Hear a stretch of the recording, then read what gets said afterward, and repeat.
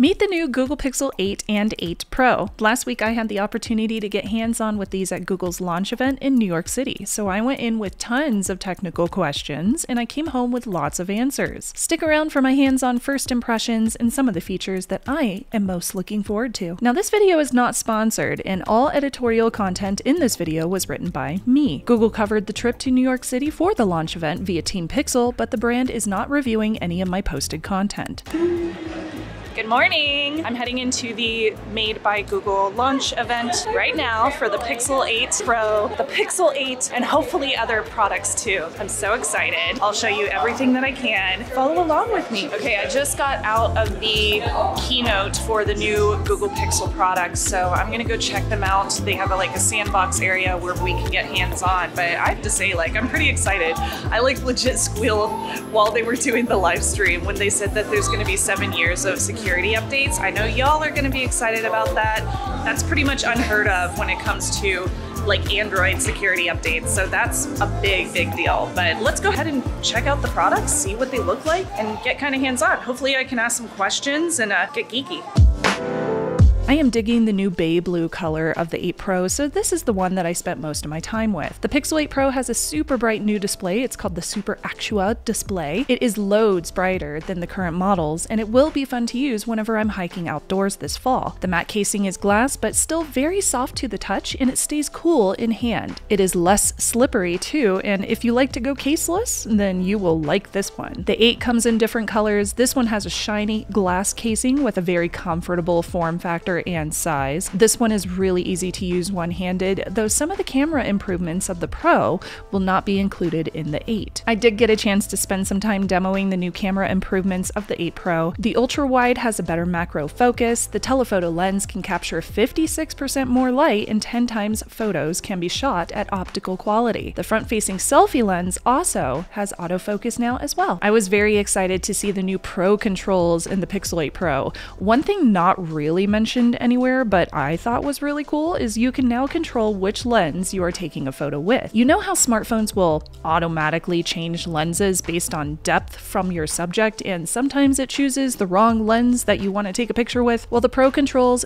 let you control that. I was geeking out about this feature with one of the Google engineers, even though it wasn't really a big feature that they were talking about. I wanted to mention it because I love that. Of course, controlling ISO, shutter speed, 50 megapixel enabling, raw photography, etc. All of those are included as well in the Pro controls. The Pro controls have a useful setting bar at the top too, so you can easily refer to that to see what camera settings you are currently taking photos at. Controlling the shutter speed through Pro controls, then taking a photo via the Pixel Watch 2 to avoid shaking the phone during a long exposure is such a useful feature for astrophotography. I cannot wait to use that. And then we had this thing called Best Take, which everybody is talking about because it's honestly very cool. I feel like everybody is going to use this during the holiday season. You take a few group photos, and then Google Photos has a new tool that will combine the similar pictures into a group, and it lets you choose the best take per person, everybody's face, and combine those into a totally new shot where everybody is smiling and looking in the right direction.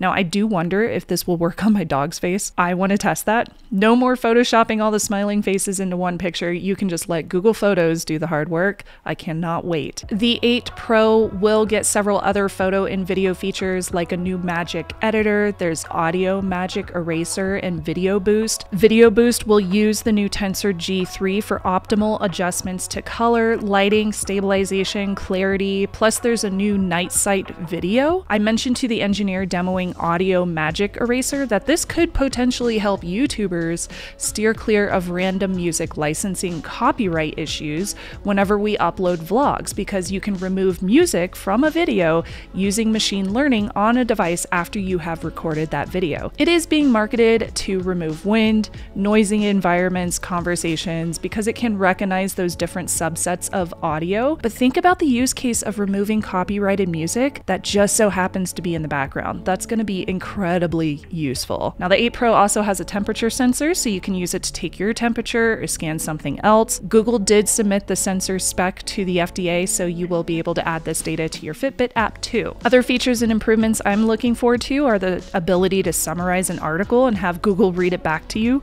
Call screen has some enhancements with 50% fewer spam calls.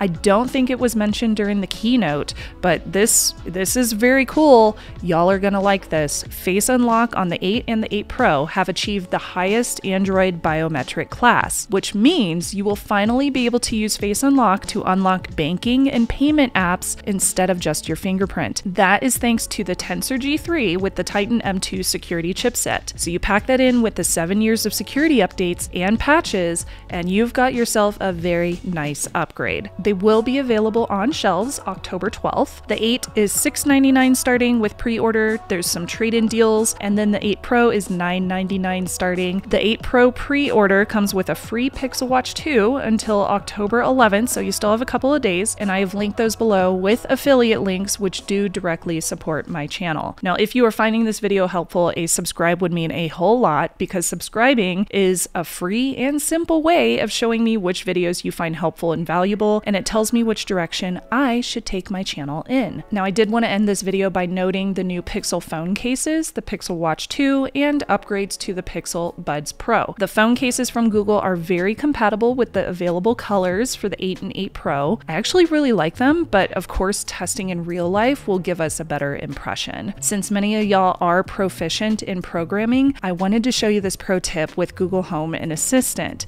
You have seen the Google Home app, but check this out. There is this new automations tab in GHA, which is really cool, but just released to public preview is this dope script editor that uses YAML, and it lets you heavily customize your devices. But if you don't know how to code, you can use Help Me script, which will release later this year in preview. You type in natural language, whatever you want your devices to do, and it generates the script for you. So now that you've seen a script, here's an example of what you can make your Google devices do. A familiar face is here to crash your pad and raid your fridge. That's so cool. The Pixel Buds Pro will get improved call quality for loud environments, conversation detection. If you were listening to music, it will pause the music while you're having a convo, so you don't have to fiddle with your earbuds or your phone. Both of these new features absolutely do work, and I got demos of each of those in person. It was really cool. I love the demos, so props to whoever set those up because it was so good. Lastly, we have the Pixel Watch 2. Now, this is the same size as the original, just about. It is great for me and my dainty wrist, but the battery life is improved. It's quoted to have faster charging, and it has more accurate sensors. The new body response feature is very cool. So if you want to track your daily stress levels or find possible problems that cause your heart rate to increase, you can use this to track those signs that can cause physical problems. Now, as a woman with a lot of stressors and anxiety that is not taken seriously, having that kind of data that can back up a concern can be very, very useful for health. Also, shout out for the new safety check on your Pixel Watch 2, which is similar to how it works already on Pixel phones, but safety check now can be enabled and let a loved one keep tabs on your movements and alert them of an emergency straight from your Pixel Watch 2. So I travel a lot by myself for work, like this trip here. So being able to secretly send this data back to my husband via a wearable is something that I will 100% use. And I totally would have used this last week when I was in New York City. There are so many new features that I did not even have time to mention here, but I also have a vlog channel where you can see the Google Offices tour that I did, as well as some behind the scenes from my trip. Subscribe to my new channel. It's called Shannon Travels the World for all of my travel vlogs and less techie, more geeky, personal lifestyle adventures. Hopefully I'll have these devices in hand before my trip to Japan. I am leaving in a few days at time of posting. I'm definitely packing today, so I can do tutorials and give you more in-depth how-to videos by the end of the month. I would love to take these devices to Japan with me to test translation features, as well as do some videography work while in a beautiful setting, but that all depends on shipment schedules, so we shall see. Thank you so much for watching. Thank you so much to Team Pixel and Google again for sending me to New York City. It was such a good experience, so I could show you these new products. Feel free to subscribe down below. Bye, y'all.